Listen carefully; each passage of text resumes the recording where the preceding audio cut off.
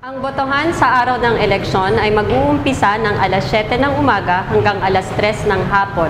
Ngunit alas 6 pa lang ng umaga, dapat ang mga BET ay nasa kani-kanilang polling place na upang maihanda ang kanilang presinto.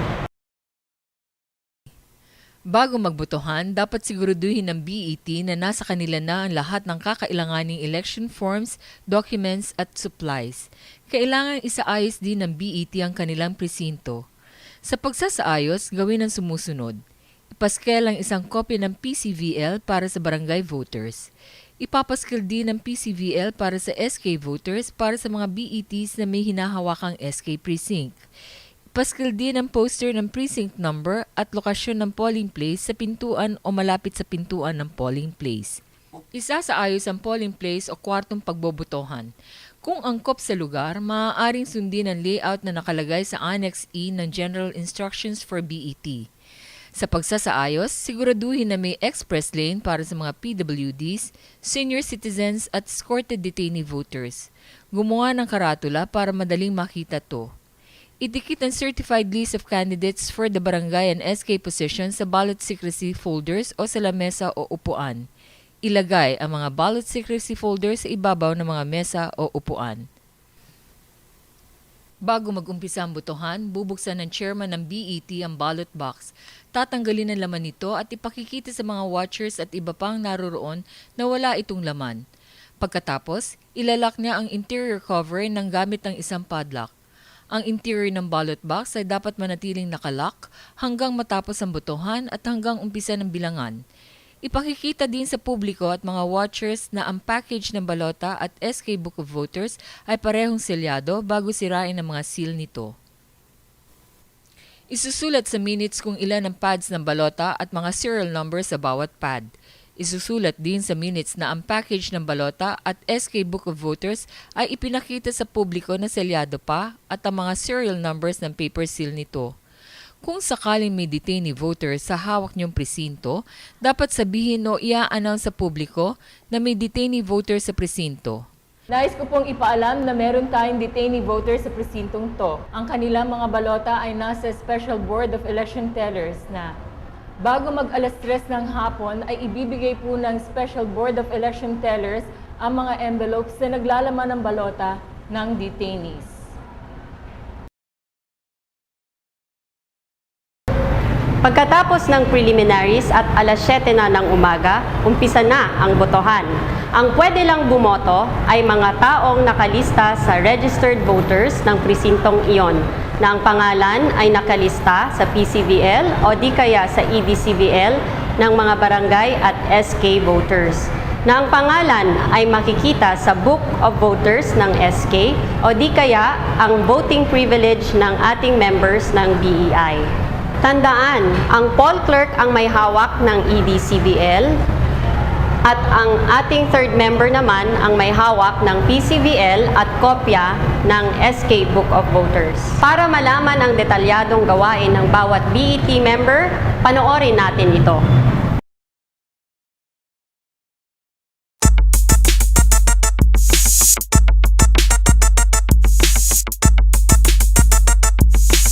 Pangalan po? Carmelita Cabalquinto Aizon.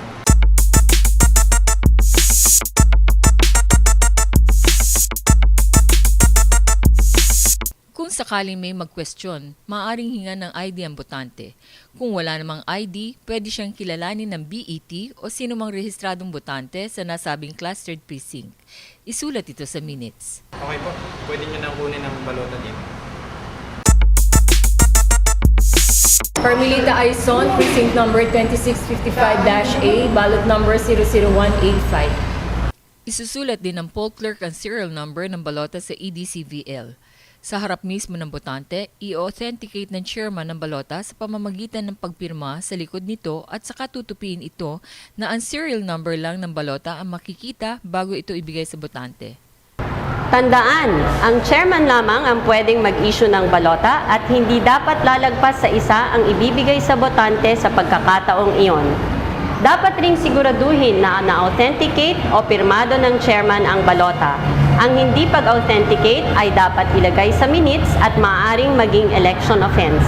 Hindi rin maaaring pirmahan ng chairman ang mga balota nang hindi nakaharap ang botanteng pagbibigyan nito.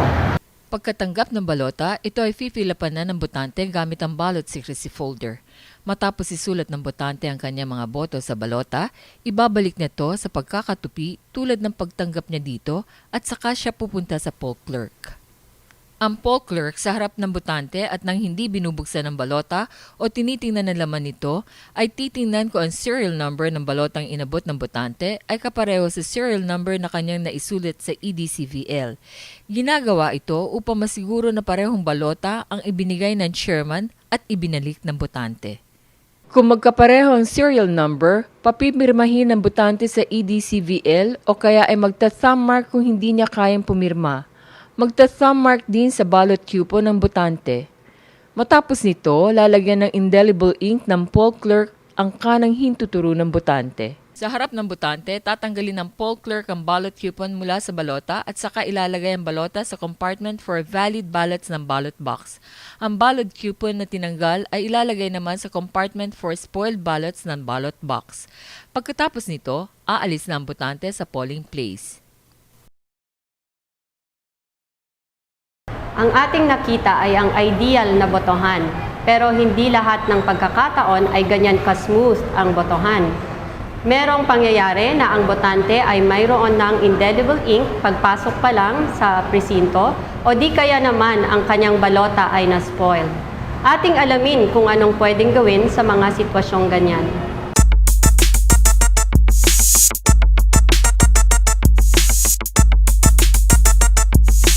Kung may mantsa ng indelible ink ang daliri ng botante, maaaring sabihin na nakaboto na siya sa ibang presinto. Kung ganito ang mangyayari, sabihin ng botante na mukhang nakaboto na siya dahil sa mantsa ng indelible ink at saka siya palabasin ng polling place. Isulat ito sa minutes. Meron ng mantsa ng indelible ink ang inyong daliri. Ayon sa aming procedure, ito ay nangangahulugan na kayo ay nakaboto na. Kaya po, pakiusap namin na kayo lumabas na ng presinto.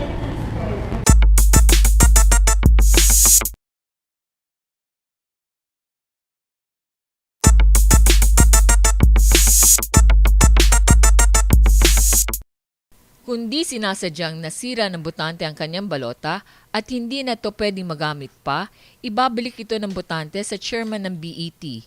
Isusulat ang salitang spoiled sa espasyo sa taas ng ballot serial number sa EDCVL. Bago ibigay ang pangalawang balota sa botante, i-anunsyo ulit ng chairman ang ballot serial number at ire-record ulit ng poll clerk ang serial number ng bagong balota sa taas ng salitang spoiled. Ang nasabing spoiled ballot ay mamarkahang spoiled at pipirmahan ng chairman sa likod ng hindi binubuksan sa pagkakatupi at hindi tinatanggal ang ballot coupon at saka ito ihuhulog sa compartment for spoiled ballots. Ang balota ng botante ay pwedeng ituring na spoiled sa mga ganitong pagkakataon.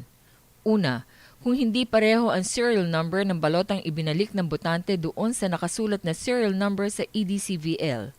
Pangalawa, kung ayaw magpalagay ng indelible ink ang botante kahit na sinabihan na ito ng BET na maaaring ma-spoil ang kanyang balota. May spoil po yung balota nyo pag hindi kayo nagpalagay ng indelible. Ayoko talaga eh. Pangatlo, anumang balota na ibinalik sa poll clerk na nakatanggal na ang detachable coupon. Ibig sabihin, tinanggal ang ballot coupon nang wala sa harap ng BET. Tandaan, isang beses lamang pwedeng magpalit ng balota. At kung na-spoiled ang balota sa dahilan na hindi pareho ang serial number, ayaw ng botanteng magpalagay ng indelible ink o di kaya tanggal ang detachable coupon.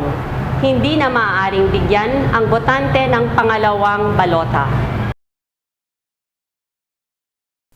Mamarkahan ng chairman ng balota na spoiled nang hindi binubuksan ng balota at nang hindi tinatanggal ng detachable coupon.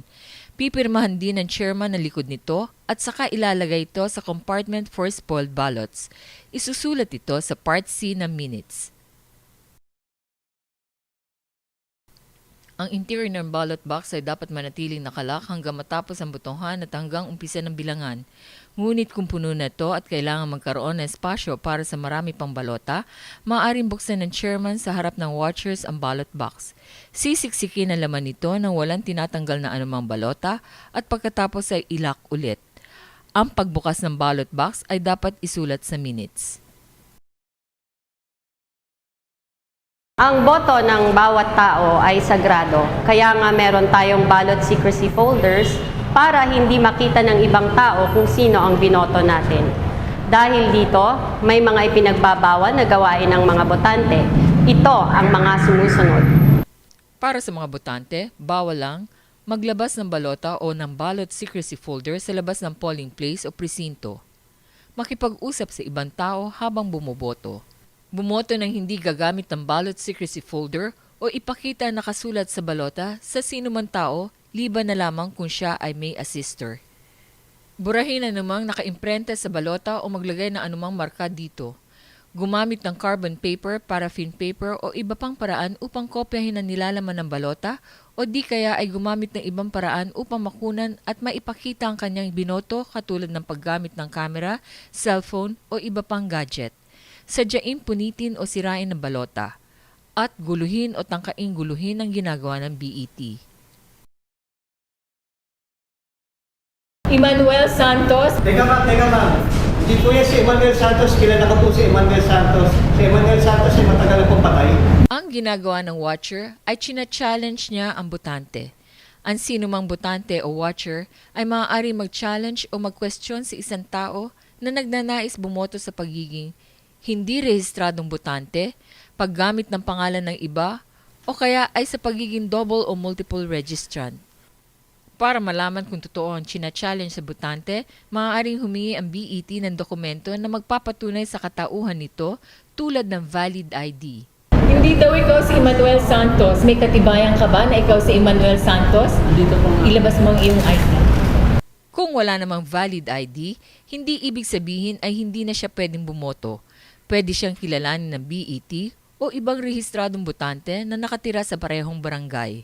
Ma'am, siya po talaga si Emmanuel Santos. Kapitbahay ko po siya. Maaari po ang naituturing ni Kuya si Emmanuel Santos na siya pong tatay niya. Matagal na patay.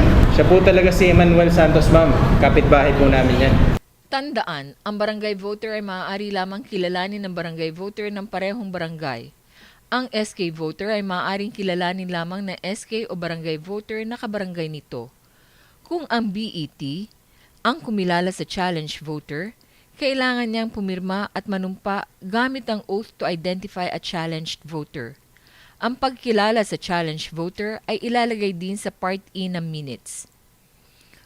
Ang nasabing challenge at desisyon ng BET ay ilalagay sa 4 na kopya ng Certificate of Challenge Protest form na pipirmahan ng mga miyembro ng BET. Bibigyan ng kopya ang taong nag-challenge, ang botanteng china-challenge nito, at watcher na hihingi ng kopya. Ang isang kopya naman ay para sa BET. Ang lahat ng challenges at oaths, ang resolusyon ng BET sa bawat kaso ay ilalagay sa Part E ng minutes. Ia-attach din sa minutes ang mga kopya ng challenges, oaths at resolusyon. Pagkatapos ng botohan, isi-certify ng poll clerk na nakalagay sa minutes ang lahat ng mga ito.